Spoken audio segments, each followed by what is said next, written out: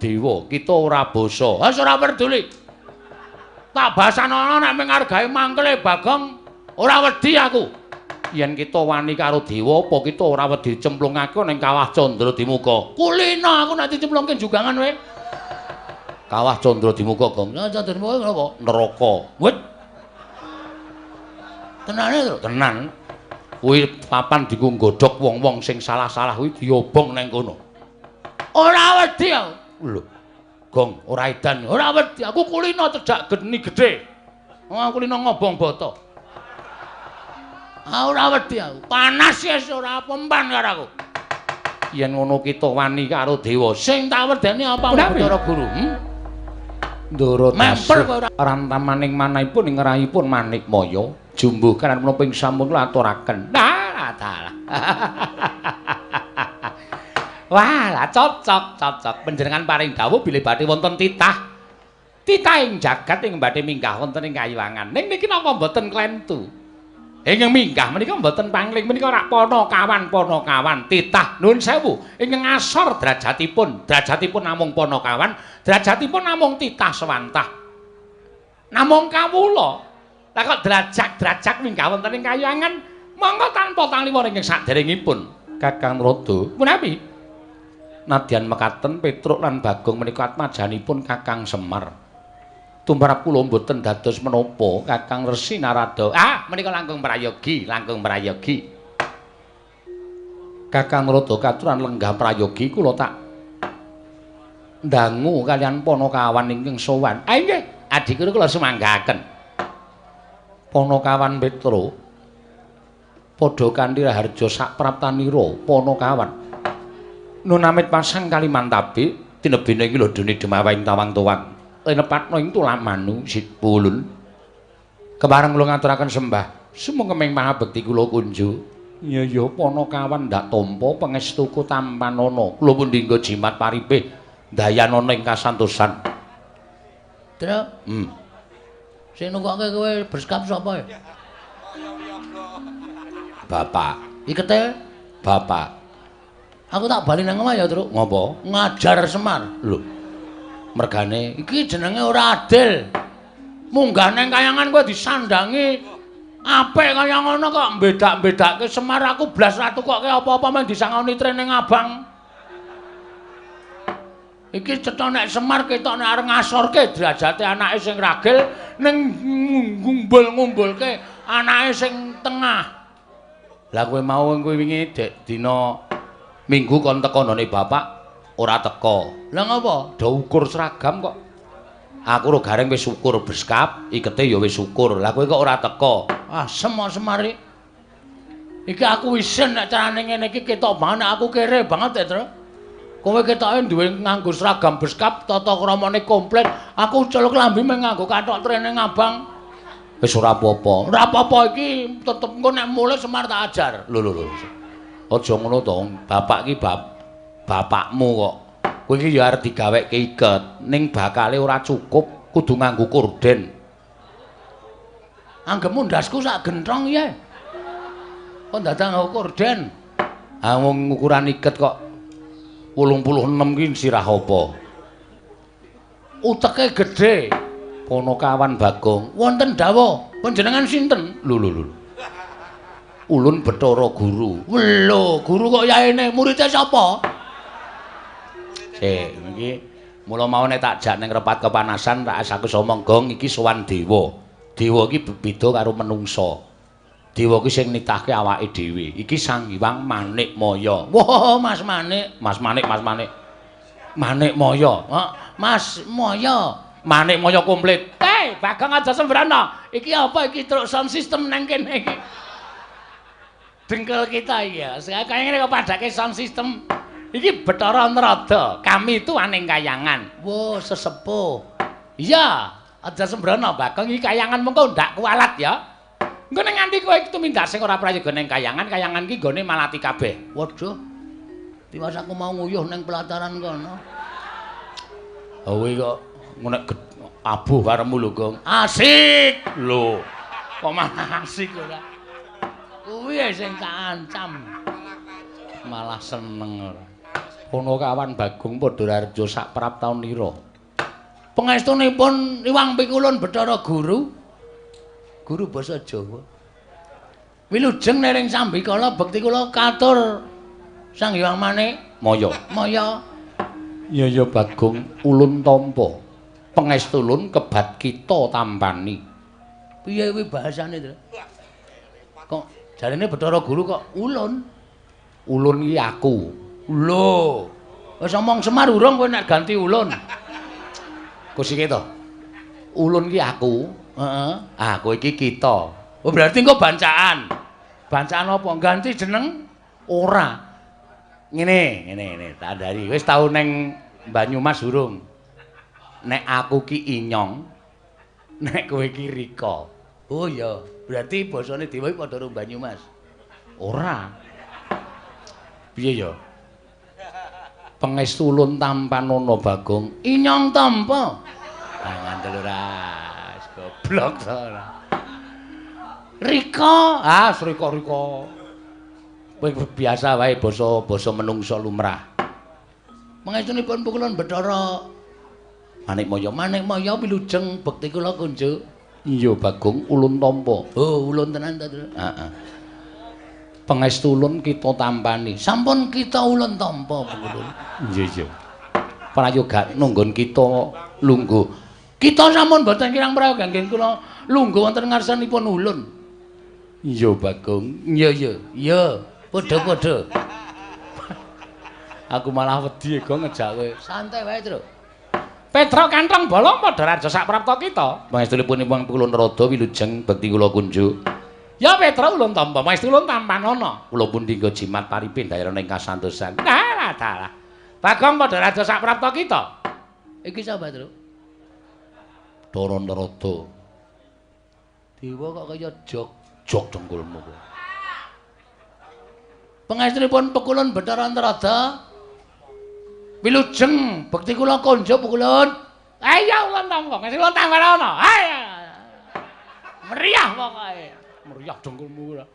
Kok kaya renyah suarane kaya membahagiakan lho, Tru.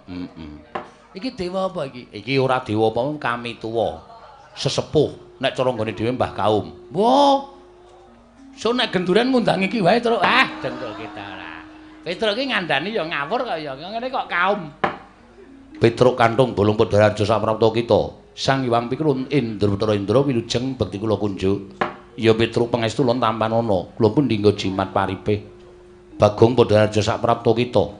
Pangestunipun Sang Hyang Bathara Basuki ngawur. Indra, aku ora tau apal dewa-dewa. Bathara Indra wilujeng bekti kula kunjuk Bathara Indra. Ya Bagong ulun tampa. Nggih. Engkantun piyambak sampeyan. Lho. Dana Alekasina pun mati. Ngawur to. Kuwi dudu artis Indra Dana Kasina Indra kudu ning Bathara Indra. Cip dengkulmu. Kondur tekan cip barang. Grup ya. Kula mbiyen sok nonton film sampeyan lho Bathara Indra. Lho. Ulun ora nate gawe film. Kaca aku bingung tenan iki. Aku sowan dewa bingung tenan iki mbok sumpah yakin ora tepung e. Mula kowe iki sok ketemu karo dewa. Angel ketemu karo dewa iki prosedure angel. Ha iya. Petruk padha kanthi harja sak praptamu. Ha iki sing bahaya iki, Gong. Sapa iki? Yama Dipati. Yama Dipati tukang apa? Tukang jabut nyawa. Hah? Tukang jabut nyawa. Waduh. Ki nek kleru omong jabut nyawane ya, Tru. Ha iya. Pangestunipun Ndorayama Dipati Pukulun bekti kula kunjuk. Ya Petruk tak tampa. Bagong Padhararja sak praptamu. Wilujeng nering sambikala Pukulun Yama Dipati bekti kula kunjuk. Ya Bagong tak tampa pangestuku tampanana. Nggih, sanget anggen kawula mundi dadosaken jimat paripe. Kok alus nyawa e. Nek nganti kleru nyut ngono rekoso. Ha iya. Petruk Padhararja sak praptamu. Panjenenganipun Pukulun penyarian wilujeng. Bagong Padhararja sak praptamu. Ndara nekula. Hus. Ngawur wae. Suarane meh padha. Ayo suarane iki cilik ngono kae kok. Wah, ha sapa jenenge? Penyarian. Wah, Pak Carik. Wilujeng bekti kula konjo ndara anu pukulun penyarian. Iya, Bagong, tak tampa pangestu tanpa nono. Kula pundi? Persis ta? Persis ta? Mula ya ora salah aku nek kleru. Ha iya.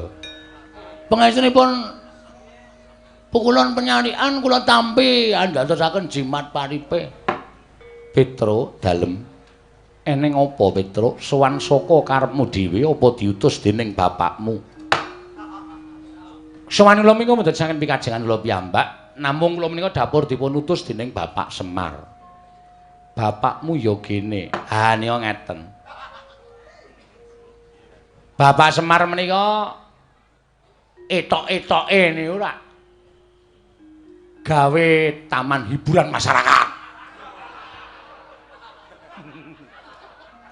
Mengkono ben nggih. Bapak niku tuku lemah jembar banget. Kula niku takon ajeng gawe apa to, Pak? Petruk, kula tak crita nggih. Iya ya Petruk ora dadi ngopo. Aku ngene iki jane mengarep gawe seneng ati ning para kawula. Men sing tangga teparuda momong anak kuwi ana apa papan kanggo momong bocah, kanggo nyeneng-nyenengke anak, lan kanggo nyeneng-nyenengke kulawarga. Oh, lah terus papan iki arep tak nggo papan ya kuwi wisata. Wisata, nggih. Hiburan. Wah iki nek matur karo dewa rada angel, Gong. Ora apa-apa, santai wae engko rak dewane do ngerti. Jare guru kok ora dong. Ayo engko siki alon-alon. Papan wisata niku papan sing kena kinarya nggih garing-garep penggaling para kawula. Mengkono Petruk. Nggih. Nggih menika dipun sebut Taman Karang Kadempel Happy. Santai wae Truk, le mikir Truk, ora usah ngendelong pikirane. Disebutke apa anane? Ha pokoke Taman Wisata Karang Kadempel. Wo niku werna-werna. Enten wong dodol. Teng riku enten dodol dawet, angkringan, terus nika sing panjenengan tau prisa to? Tau nganglang jagat. Enten kaya ban motor gedhe banget, dhuwur banget. Ning nggo ngubengke bocah-bocah. Iya Petruk, malah ulun tau tate nyuwun priksa kalawan Kakang Narada, kuwi sebutane apa? Ah mboten ngertos. Mboten ngertos niku pancen teknologi anyar. Ha niku wonten niku werna-werna. Papan dienggo renang, papan dienggo nglangi. Sak piturute pokoke dienggo maem bebarengan kali para kawula. Niki pun dadi wis dadi Petruk. Pun kathah para kawula sing menapa niku? Rawuh teng papan wisata sing digawe karo bapak niku pun kathah. Kula malah sing didadekke keamanan garing niku sing didadekke ngawati apa ya jenenge kuwi tempat-tempat sing dienggo wisata niku. Lah sing jaga tiket Bagong. Bapak niku rumangsane kok tekor terus. Monggo tikete niku payune akeh banget ning setorane dhuwit saka tiket niku kok mboten jumbuh karo cacahing tiket. Sing jaga tiket sapa? Niki menungsane. Niki. Tangane lho. Nuding kok neng rai ra sopan. Lah aku mung nguduke kowe sing jaga tiket kok. Bagong kok iso kaya ngono sebabe? Nuwun sewu, papan sing dingge taman wisata bapak niku akeh tuyule. Yen tuyule akeh mesti ana pengarepe tuyul. Pengarepe tuyul mau sapa? Kula. Ngandel ora ngaku to kowe. Ora sok kaya ngono kuwi Gong, wong bapak ki ragate ya akeh. Bapak ki modale ya akeh, ora sok kaya ngono kuwi wis dibayar karo bapak kok. Siap. Mulai besok aku tertib to. Iya, dadi kowe iki nek ngapusi ngono kuwi jane malah konangan. Wong cacahe tiket ki per A misale 5.000 ngono kuwi iki tikete iki diitung 5.000 ping pira sing payu ngono kuwi diitung karo bapak. Bapak iso ngitung to? Iso. Anggepmu bapak ora iso ngitung to? Ya tak kira ora iso, mulai tak colongi. Angger ana kira-kira wong ngelak tak kei dit tuku es teh, takon nukokke susuke takon ngepek. Aku tuku rokok ya sak slop sisan. Aku jenenge gawe tekor. Ora kena. Kuwi bapak jane wis ngerti ning bapak meneng wae. Aku jadi pecat ya terus ora. Lah terus wigatine sowan ning Kayewangan. Lah supaya nyukupi sarta nuwun sewu taman menika ketingal sae wilujeng niku tata carane wong Jawa sing dienggo karo bapak utawa teng Karang Kadempel niku mriki niku kudu diruwat kene ngendi taman wisatane bapak niku kudu diruwat kanthi carane tatane wong Jawa niku nanggap wayang monggo bapak niku nuwun sewu nek kon mayang apike ra jamak-jamak monggo bapak niku ming kon ngruwat. Lah bapak bingung lek ajeng nyuwun ngampil gamelan niku teng pundi. Tumuli piyambakipun nemut nek duwe adi inggih menika nuwun sewu Kadang Taruna Sang Hyang Manikmaya sing kagungan gangsa nami gangsa Kyai Lokananta. Jane nggih bapak niku pun kula pringgake wong bapak ile mayang ratek apike gamelane wesi wae. Kok wong mayang rung karo anape kok gamelane dadak saka kayangan kok nek nganti penontone gelo. Ya ora, bapak iki ora ngerti nom-nomane bapak nek mayang ape lho. Bapakne wong mayang entekke sindene. Siane dan tenan kok.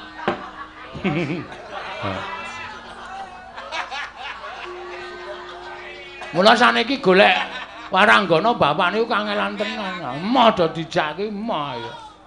Ngawur ya Semar. Ampun gumujeng niku serius. Iya Bagong nggih. Ah niki terus. Iya.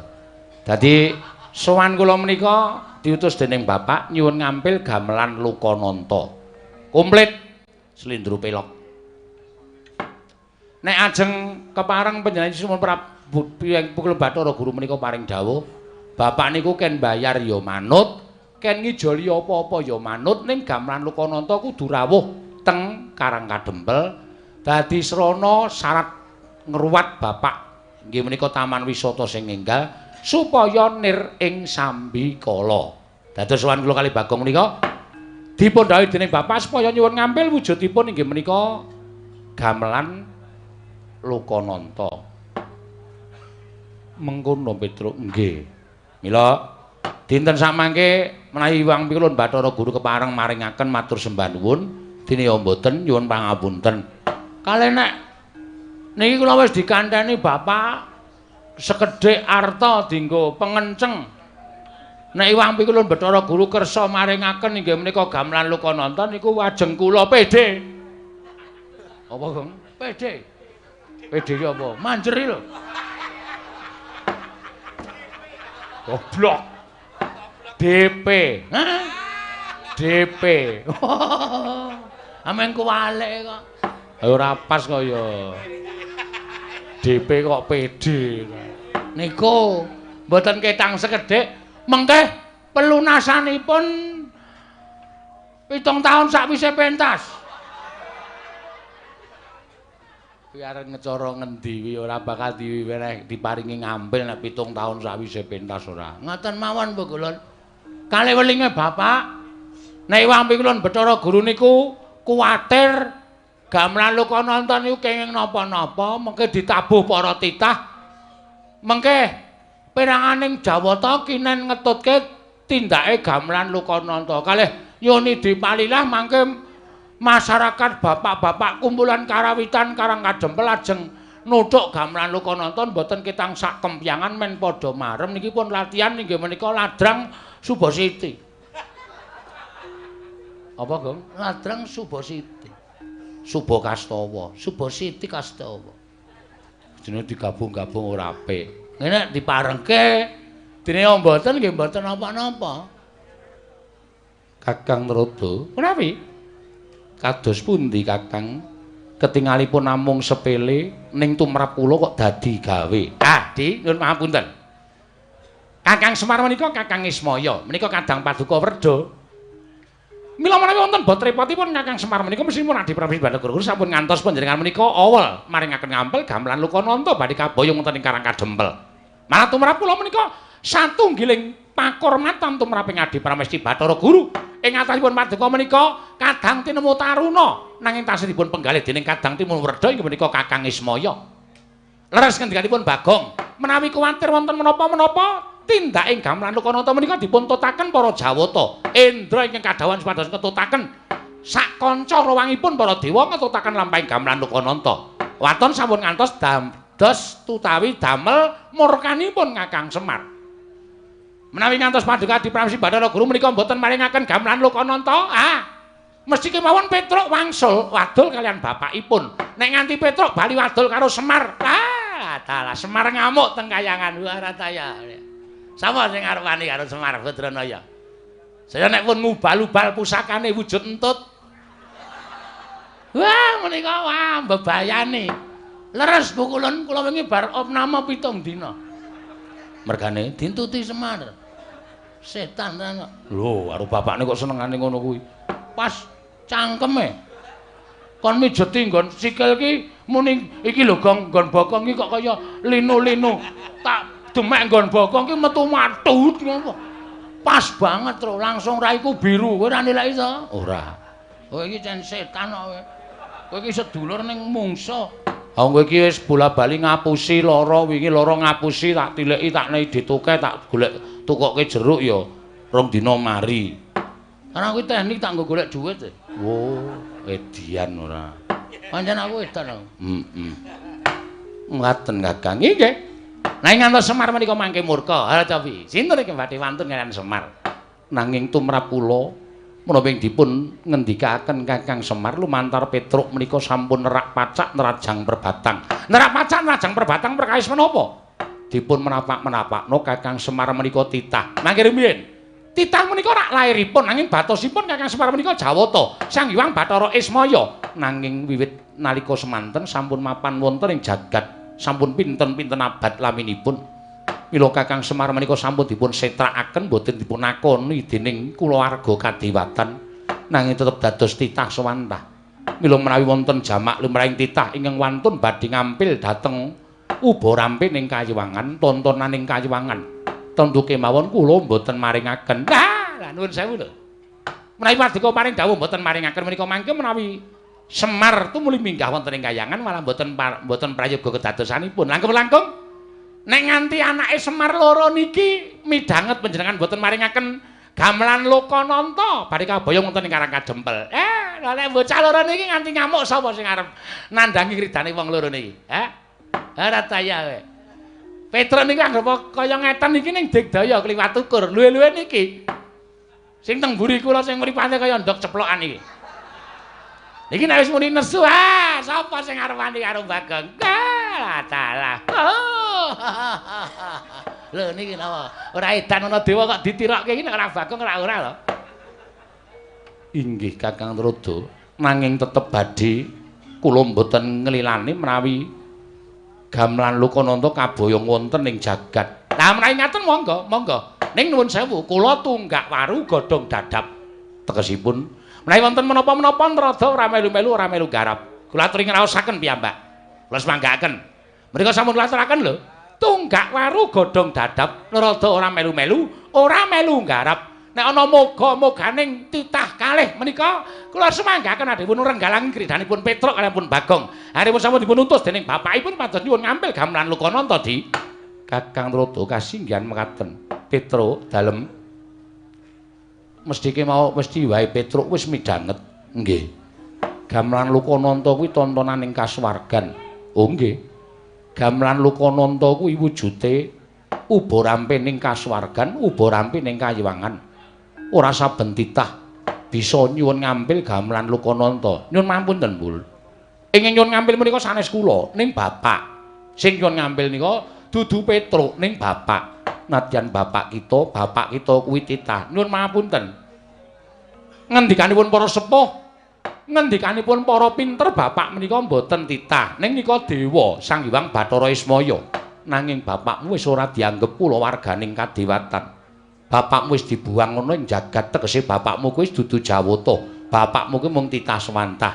Oh ngaten. Iya, dados kesimpulanipun keteranganipun kula nyuwun dawuh. Dipun paringaken ana mboten? Panakawan Petruk, ulun ora mlayogyani, ulun ora maringake. Mboten maringaken? Ora Petruk. Nggih sampun mboten napa-napa. Gong, piye iki? Piye, sukses ora? DPD saiki apa engko? DP. peda-pede ora. Di DP saiki mongko. Ah nek wis siap DP-nen. Ning wong iki Gamelan Lokananta iki ora dikeparengake tedhak ning jagat, ora entuk diboyong ning Karang Kadempel. Bagong, non. Gamelan Lokananta mboya entuk diboyong marang jagat. Mboya entuk diagem dening bapakmu ning Karang Kadempel nggone bakal ngruwat papan wisata. Mapan ana ning Karang Kadempel, Bagong. Keterangane pokoke intine Gamelan Lokananta ora entuk digawa ning jagat, ngoten? Iya. Nek nganti kula lapor Bapak, ulun ora wedi. Ulun ingkang bakal tanggung jawab. Berarti sampean mboten ajrih kali bapak kula. Ora wedi, Bagong. Nek ngoten timbangane kula bali ning ngenten mawon. Entuk ora entuk ajeng kula suwun ngambil. Nek nganti sampean mboten biar ora. Mengentukaken maringaken Gamelan Lokananta kula boyong wonten ing alam donya. Ora ujan ora kaul. Noyah-nayah Baskara titi mangsa. Bagong mboten ajeng wangsul. Nadyan Bagong dikon wangsul, kula ora arep gelem. Nek perlu kula kudu tanding kali dewa-dewa sing do tata tirik-tirik teng mriki. Kula ora wedi pikulan.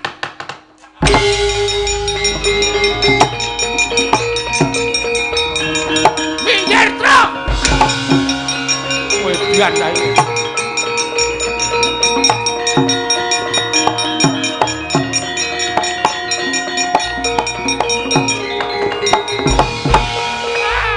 Perkencang warudayang. Lho. Lah cah edan tenan. Ning ngarepe dewa kok salto. Nandhake nek aku ban kuning karate. Nyepelekke ora. Kanthi dasar apa sampean ora ngeparengake Gamelan Lokananta digawa ning jagat? Mongko sing nyilih Bapak Semar. Ora ngono kuwi pukulun. Bagong, ulun dewa, kita ora basa. Wis ora peduli. Tak basana nek mengargahi mangkele Bagong, ora wedi aku. Yen kita wani karo dewa apa kita ora wedi cemplungake ning Kawah Candra Dimuka. Kulina aku nek dicemplungke jugangan wae. Kawah Candra Dimuka, Gong. Candra Dimuka napa? Neraka. Wit. Tenane lho, tenan. Kuwi papan dienggo nggodhog wong-wong sing salah-salah kuwi diobong ning kono. Ora wedi aku. Lho. Gong, ora edan. Ora wedi. Aku kulina cedhak geni gedhe. Wong aku kulina ngobong bata. Ora wedi aku. Panas wis ora pempan karo aku. Yen ngono kita wani karo dewa, sing tak wedeni apa mau Bathara Guru? Memper kowe ora ndek murid wong watek-watek akemu kaya ngono. Arep nganggo jeneng Bathara Guru iki nek ora tumindak sing apik mung disuwuni ngambil iki kelange apa ta? Kelange ana apa ta? Ora kelong, mengko Gamelan Lokananta tak kondurke ning kayangan utuh sak kecere. Ora bakal ana sing cicir. Tabuhe ya utuh, ora bakal tak ganti. Nggo ngopo aku? Aku ya duwe gamelan Lokodrim. Kamu Lokodrim iki kok tok pamer-pamerke. Kowe lah piye kempule kowe nek dituthuk iso kaya wong getah. He. Piye ra gleleng. Ning kempul dituthuk iso mubeng gayor. Kowe iki ngenani ndase sing kempul. Wong gamelan wesi dipamerke. Pamapan entuk mboten? Nek mboten entuk, kula ora wedi lho. Kula nek ngamuk teng kayangan niku kulina. Pun, paringke napa mboten pikulun? Tetep ora ulun paringake. Kepiye? Wah, Di, aku aturi anget lho, Di. Bagong sampun ngantos mengaten menika mbok sampun ngantos panjenengan menika damel kayangan menika geger. Nek kayangan geger mung diamuk Bagong rak saru dipun presani dening para titah wonten ing jagat. Kepiye? Balen ana pisan, Kas. Sampeyan muni piye? Bagong Gamelan Lokananta ora tak paringake. Kula saking mriki mencolot mriku menggunakan kekuatan tendangan tanpa bayangan. Sampeyan kena mesti muntah getih. Ya, Tru? Mbuh. Antil. Dewa-dewa sing ngarep do ngadeg. Lho. Kowe kon tringgo kok malah ngadeg ora. Parang mboten Bu Kulun. Tetep ora ulun paringake. Kula hitunge 3 kejeping paningal. Nek Bu Kulun tetep mboten maringaken, mboten wonten wiyosing pangandika paduka Hyang Adi Bu Kulun. Maringaken gamelan Lokananta dhateng Bapak Semar kula boyong wonten ing Karangkadempel. Nyuwun pangapunten nek kepeksa Bagong mboten gadhahi tata krama wonten ing kahyangan Bathara Indra.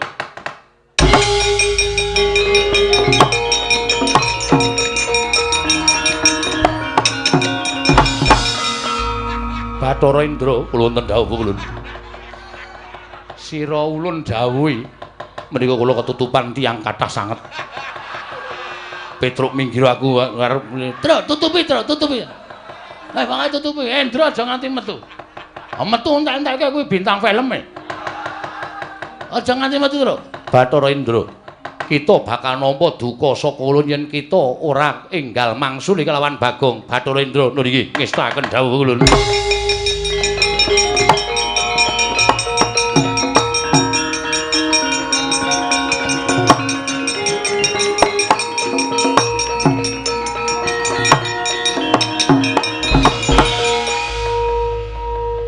Sawae. Ulun Bathara Indra. Welo edianan. Ulun putra nomor 4 Iwang Pikulun Manikmaya Atmaja ingkang angka catur. Anake Bathara Guru ki pira? Akeh Bagong. Sapa wae sik mbarep sapa sik? Ulun dhewe mboya hafal. Aku dene hafal kowe anake Bathara Guru nomor 4 kok karo mbarepe kok ora hafal. Ulun ora ngerti. Iki piye kok malah do cacah jiwa iki piye iki? Wong arep tantang-tantangan kok malah takon barepe sapa ragile sapa barepe sapa ya wis ben barepe wis nyambut gawe ragile urung nyambut gawe ngono wae sampung. Bagong kok dituruti ora. Ngopo sampean? Ulun ora nrimakake. Ora nrimakake perkara apa? Perkara kita nggone swani kalian panjenenganing Hyang Pikulun Bathara Guru. Bagong bali apa ora? Ora. Kita bali ning jagat apa ora? Taunana windanana nek gamelan Lokananta ora mudhun ana ing ngalam donya ning Karangkadempel aku ora arep tekan ndi-ndi. Tegese kita wani karo panjenengan ulun. Apamu sing tak wedeni? Ayo metu ning repat kepanasan tak bondo tanganmu tak rangket sikilmu.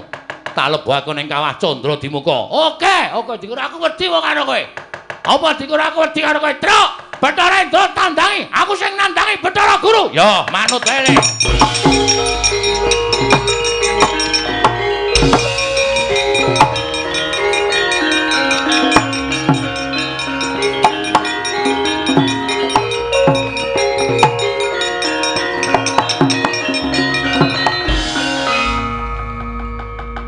Ulun dawuh kelawan Indra kon ngundurke Bagong kok Bagong ya pinter le gawe alasan.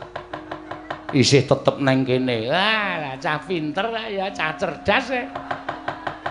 Ayo arep ngopo saiki? Tak jagani nang kene pukul. Sampeyan iki dewa wis malak lho. Kancane tangane loro kok sampeyan papat dhewe. Dobel ya sampeyan. Senengane dobel ya. Biasane siji mungsuh siji sampean mungsuh loro wae wani. Lah edan. Ya mau dipati iki piye iki? Bagong. Nun, sapa niki? Ya Madipati. Dewa tukang jabut nyawa. Sampeyan rasa melu-melu. Apa dikira wau kula wedi karo sampeyan terus saniki sampeyan ngelekke karo kula terus aku dikira wedi karo kowe wae. Hah? Jabutan nyawane Bagong. Nek pancen iso njabut nyawane Bagong, pancen kowe dewa pengpengan. Mulya wae. Kampleng sisan. Lah edan iki. Ngopo iki? Teko ora. Melu-melu lan iki kewangi karo kowe, dawuh karo Adi Prabu Bathara Guru supaya maringake ngambil. Ya kuwi gamelan Lokananta aku tak uring-uring. Aku nek nesu sapa-sapa tak uring-uring kok. Ora peduli ngewangi aku apa ora. Aku nesu ngene iki. Iki dadari wae. Inggih, kula widodari. Wah, widodari ana sing parah. Apa kaya ngono kok widodari? Widodari iki jebul ana sing elek. Ya widodari iki werna-werna. Ha kaya mburi kae widodari kok lemune ora jamak-jamak. Widodari iki mesti kaning wong wadon. Awak-awakane kudu ramping apik. Nek carane bodi iki biola. Ae bodi kok kaya bok. Pucuk bongkot ora ana nggik-nggikane. Nggo ngopo kaya widodari? Ah ya wis ben, kae nggo nyediani dewa elek-elek. Kaya kowe kuwi. Hus. Kaya aku piye? Ulun arep kaya ngene iki widodarine sing ayu. Wah, dumeh dadi pengarep terus kudu ayu ra. Bagong aja kaya ngono. Mbadan, pokoke kula kudu tetep njaluk gamelan Lokananta. Nek ora diparengake tetep kula ajeng ngamuk teng kayangan. Kita ora wedi karo Kawah Candradimuka. Mboten. Kawah Candradimuka niku ngerti karo kelakuane titah. Dadi nek umpama ana titah sing tumindake apik, cemplungke teng kawah ming merga saka karep sampean, merga sampean sengit karo titah wau, Kawah Candradimuka ora ngobong karo titah mau. Mesti ora kobong. Nyemplung kawah ya kaya ning dedaratan, kaya ora kena geni. Ning nek pancen wong niku dosa tenan, ora usah cemplungke kawah. Deleke nggon pinggir wae mateng menungsane.